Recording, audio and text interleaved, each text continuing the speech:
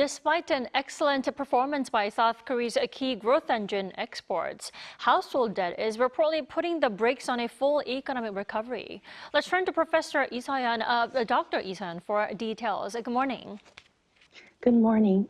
So the Bank for International Settlements has warned that household debt is what's slowing South Korea's economic growth. First off, how is South Korea actually doing in terms of household debt?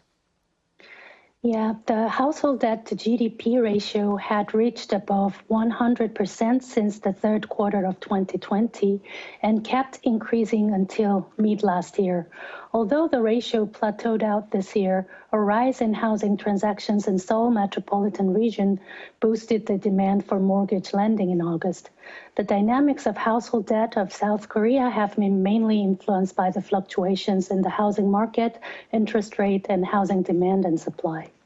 Well, then you have to tell us, is household debt really dragging down the country's economy? I mean, is this a systematic risk that looks to linger?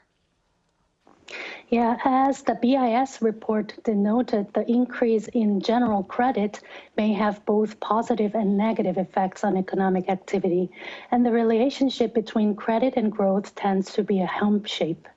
That is, at low levels, more credit is associated with higher growth, but as credit increases, its contribution to growth tends to decline, and at some point it turns negative. This is because at a higher level of credit, financial resources are directed towards less productive sectors like construction and real estate. The high level of household debt also constrains the consumption as the larger share of household income is allocated to debt repayments. Well, the good news is, though, that the country's exports, including chips, are doing well. The country's exports rose at nearly 25% on year, and the first 10 days of May on the back of global demand for semiconductors. Will this trend continue for the rest of the year and possibly in the coming year? Yeah, actually, export growth is quite strong currently and is expected to remain robust for the rest of the year and also in the coming year. But there are some uncertainties surrounding the U.S. Economic performance and fluctuations in semiconductor cycles that pose potential risk. Well, KDI, your workplace, released a report that South Korea's economy is showing signs of constrained improvement despite strong exports because of weak domestic demand. Now, will this poor domestic consumption, when will it recover actually? What does it depend on? Domestic consumption has been relatively weak since the second half of last year, driven by persistently high inflation, heavy debt repayment burdens, and sluggish income growth, particularly among the self-employed.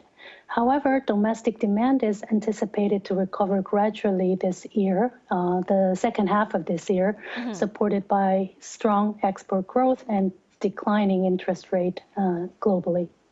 Then let's talk about inflation. What about inflation? Inflation in August last month did ease to the government's target level of 2%. This is the lowest seen since March 2021.